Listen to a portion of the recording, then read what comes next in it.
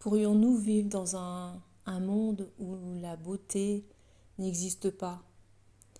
Imagine un monde sans beauté. Qu'est-ce que je deviendrais? Qu'est-ce que tu deviendrais? Comment se passeraient nos vies sans cette beauté? Et cette beauté, elle est subjective, elle est partout, elle est dans des recoins sombres de nous-mêmes, des recoins sombres de là où on ne s'attend pas, derrière les ronces de nos vies. Là se trouve aussi la beauté, partout. Il y a la beauté que tout le monde reconnaît, il y a celle qui est partout, partout, partout. Et j'imagine ce monde sans ça, et ce monde serait morne, serait mort, complètement non vivant, non vibrant. On nous a appris de façon tacite que les pleurer c'est la tristesse. Effectivement c'est vrai, mais pleurer de beauté, pleurer d'émerveillement, c'est moins courant, c'est pas quelque chose qui se dit, qui se partage vraiment, pas assez en tout cas. Et moi j'avais envie de mettre l'accent là-dessus parce que je prends conscience que ce monde, en tout cas mon monde, la beauté que moi je reconnais, qui n'est pas la même que la tienne, que, que les autres, et ben sans cette beauté-là,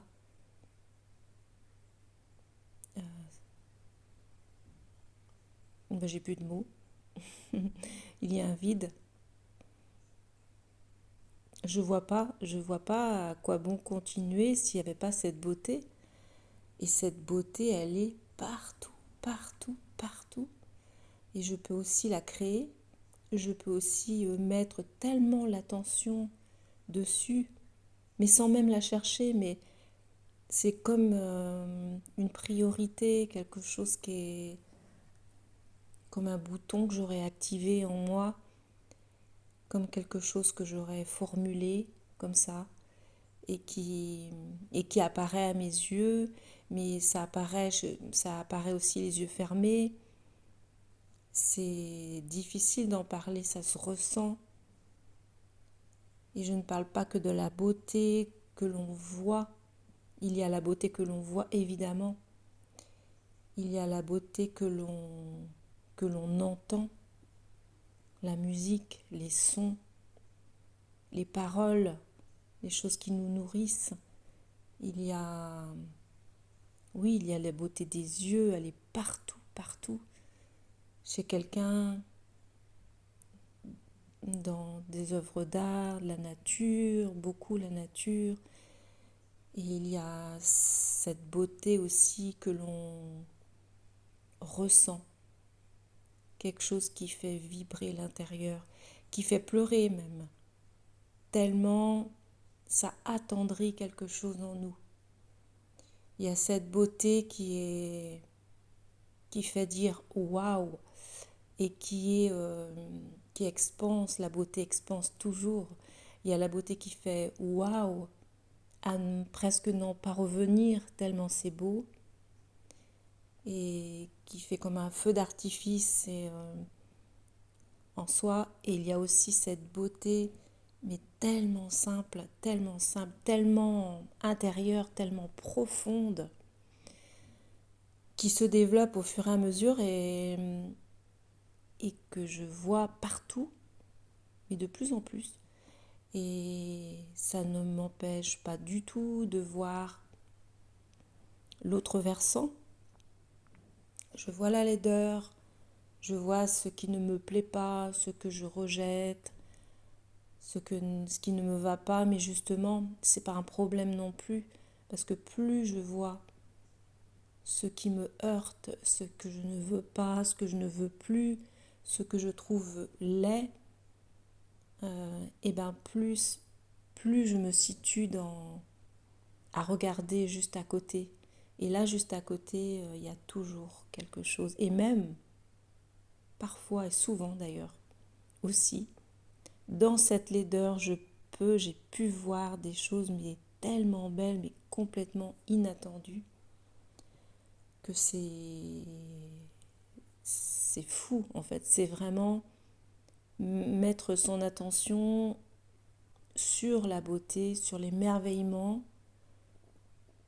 C'est tout un monde qui s'ouvre. Et plus on ouvre ce monde, plus il s'ouvre, il s'ouvre, il s'ouvre. C'est complètement exponentiel. Ça ne s'arrête jamais. Et ça vient, ça te prend comme ça n'importe où, avec n'importe qui, n'importe comment. Il y a pas de règles. En fait, c'est juste moi qui bouge des choses en moi en mettant mon attention, mais c'est toujours là, tout le temps, tout le temps, tout le temps. Et la laideur, ou ce que moi je qualifie de laideur, qui n'est pas laideur pour d'autres personnes, hein, sûrement, parfois, et ben c'est toujours là aussi. Et voir la beauté, ça ne veut pas dire chercher vraiment la beauté. Ça s'impose au bout d'un moment. Au bout d'un moment, ça s'impose en fait, ça apparaît. Et ben, ça veut choisir de voir ça. C'est pas du tout nier tout ce qui va pas et être complètement perché et complètement mettre de côté tout ce qui va mal. Pas du tout, bien au contraire. Mais au contraire, justement, c'est peut-être voir vraiment les deux en même temps. Et c'est pas soit l'un, soit l'autre, mais c'est comme s'il y avait un choix. Je vois les deux sont là, et c'est comme une façon de discerner, et j'ai le choix. Et parfois, mettre mon attention sur la laideur, ça peut être faire une action parce qu'il y a besoin d'aider quelque chose ou d'aider quelqu'un, je ne sais pas. Enfin, mais si ça ne sert à rien, si j'ai rien à y faire, si je peux rien faire, et ben le fait d'avoir cette image des deux en même temps, je fais un choix. Et je fais un choix, je fais un choix, je fais un choix tout le temps, tout le temps, tout le temps. Et, et du coup, c'est le monde de, de la beauté qui apparaît, du monde de l'émerveillement qui apparaît, qui se crée. Mais en fait, je crée ça en moi, mais c'est déjà là en fait. Je, j'active, j'active une capacité qui avait été peut-être oubliée ou mis de côté. Et les enfants, ils savent ça, c'est naturel. Et je trouve encore tellement plus riche maintenant, parce que peut-être quand on est enfant, on a moins conscience de la laideur, tout ce qui ne va pas, ce qui est moche. Et maintenant, justement, le poids de la laideur, de tout ce qui est moche, donne encore plus de poids à cette beauté. Et donc cette capacité d'émerveillement s'expanse. C'est vraiment extraordinaire, quoi. C'est des moments, c'est pas tout le temps comme ça, mais ça change toute la vie, toute la vie. Ça n'empêche pas d'être malheureux, ça n'empêche pas de ne pas être bien, d'avoir une énergie très basse, ça n'empêche rien de tout ça, parce que tout ça fait partie de la vie. Mais ça ne dure pas, ça dure beaucoup moins longtemps, puisque cette capacité de s'émerveiller refait surface. C'est pas que ça refait surface, s'impose à nouveau, parce que ça devient une façon de voir. Et si le monde, si nous tous, nous mettions l'accent sur ça, sans devenir des gens positifs forcément, il n'y a pas à être positif, mais c'est changer de regard en fait, c'est faire un choix de regard, un choix de regard. Et bien là, le monde, je suis persuadée que avec une petite action comme ça en nous, en soi, ça change notre monde. Et donc, ça change forcément le monde et notre monde qui est commun, même si on a tous un regard différent.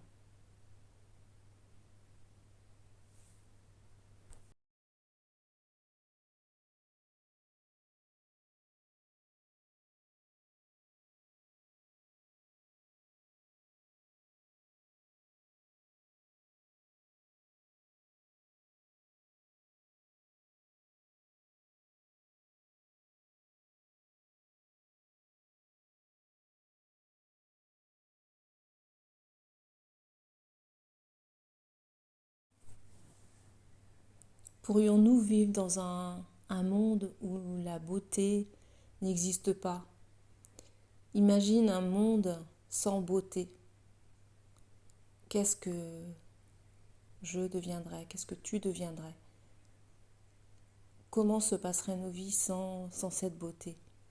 Et cette beauté, elle est subjective, elle est partout, elle est dans des recoins sombres de nous-mêmes, des recoins sombres de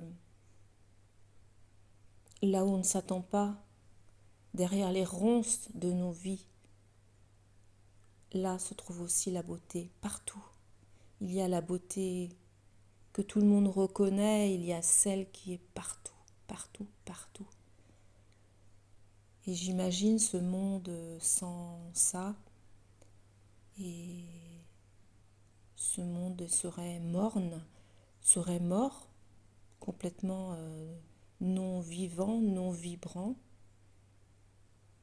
On nous a appris de façon tacite que les pleurer c'est la tristesse. Effectivement, c'est vrai, mais pleurer de beauté, pleurer d'émerveillement, c'est moins courant, c'est pas quelque chose qui se dit, qui se partage vraiment, pas assez en tout cas. Et moi j'avais envie de mettre l'accent là-dessus parce que je prends conscience que ce monde, en tout cas mon monde, la beauté que moi je reconnais, qui n'est pas la même que la tienne, que, que les autres, et ben sans cette beauté-là,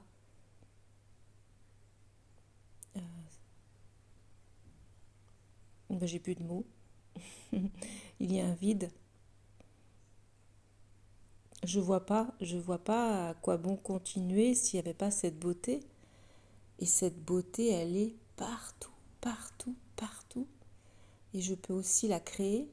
Je peux aussi mettre tellement l'attention dessus, mais sans même la chercher. Mais c'est comme une priorité, quelque chose qui est comme un bouton que j'aurais activé en moi, comme quelque chose que j'aurais formulé comme ça et qui apparaît à mes yeux, mais ça apparaît aussi les yeux fermés. C'est difficile d'en parler, ça se ressent. Et je ne parle pas que de la beauté que l'on voit. Il y a la beauté que l'on voit évidemment. Il y a la beauté que l'on entend, la musique, les sons, les paroles, les choses qui nous nourrissent. Il y a Oui, il y a la beauté des yeux, elle est partout, partout. Chez quelqu'un, dans des œuvres d'art, la nature, beaucoup la nature. Et il y a cette beauté aussi que l'on ressent. Quelque chose qui fait vibrer l'intérieur, qui fait pleurer même. Tellement ça attendrit quelque chose en nous. Il y a cette beauté qui fait dire waouh et qui expanse, la beauté expanse toujours. Il y a la beauté qui fait waouh, à presque n'en pas revenir tellement c'est beau, et qui fait comme un feu d'artifice en soi. Et il y a aussi cette beauté, mais tellement simple, tellement intérieure, tellement profonde, qui se développe au fur et à mesure et que je vois partout, mais de plus en plus. Et ça ne m'empêche pas du tout de voir l'autre versant. Je vois la laideur, je vois ce qui ne me plaît pas, ce que je rejette, ce qui ne me va pas, mais justement, c'est pas un problème non plus, parce que plus je vois ce qui me heurte, ce que je ne veux pas, ce que je ne veux plus, ce que je trouve laid, et ben plus je me situe à regarder juste à côté.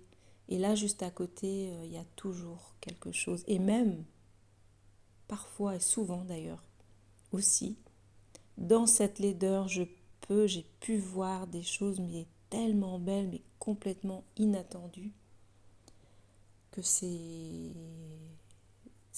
fou en fait. C'est vraiment mettre son attention sur la beauté, sur l'émerveillement. C'est tout un monde qui s'ouvre. Et plus on ouvre ce monde, plus il s'ouvre, il s'ouvre, il s'ouvre. C'est complètement exponentiel. Ça ne s'arrête jamais.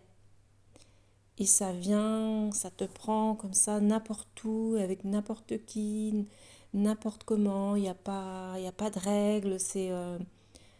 En fait, c'est juste moi qui bouge des choses en moi en mettant mon attention, mais c'est toujours là, tout le temps, tout le temps, tout le temps. Et la laideur, ou ce que moi je qualifie de laideur, qui n'est pas laideur pour d'autres personnes, hein, sûrement, parfois, et ben c'est toujours là aussi.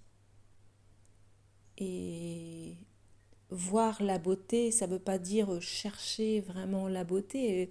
Ça s'impose au bout d'un moment. Au bout d'un moment, ça s'impose en fait, ça apparaît. Et ben, ça veut choisir de voir ça. C'est pas du tout nier tout ce qui va pas et être complètement perché et complètement mettre de côté tout ce qui va mal. Pas du tout, bien au contraire. Mais au contraire, justement, c'est peut-être voir vraiment les deux en même temps. Et c'est pas soit l'un, soit l'autre, mais c'est comme s'il y avait un choix. Je vois les deux. Les deux sont là. Et c'est comme une façon de discerner. Et j'ai le choix.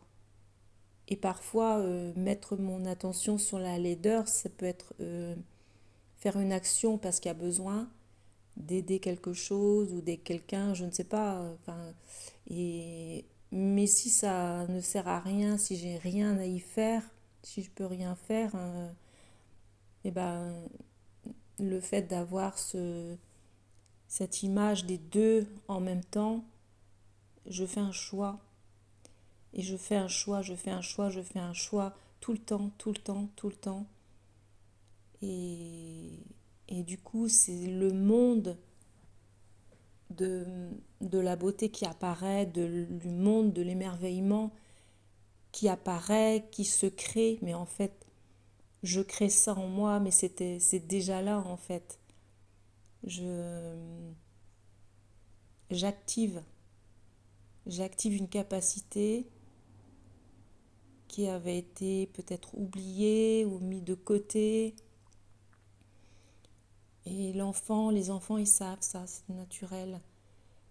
Et je trouve encore tellement plus riche maintenant, parce que peut-être quand on est enfant, on a moins conscience de la laideur, tout ce qui ne va pas, ce qui est moche.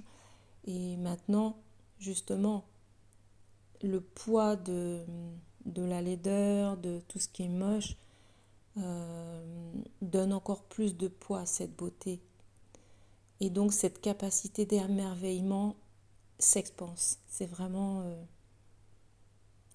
extraordinaire, quoi. C'est des moments, c'est pas tout le temps comme ça, mais ça change toute la vie, toute la vie.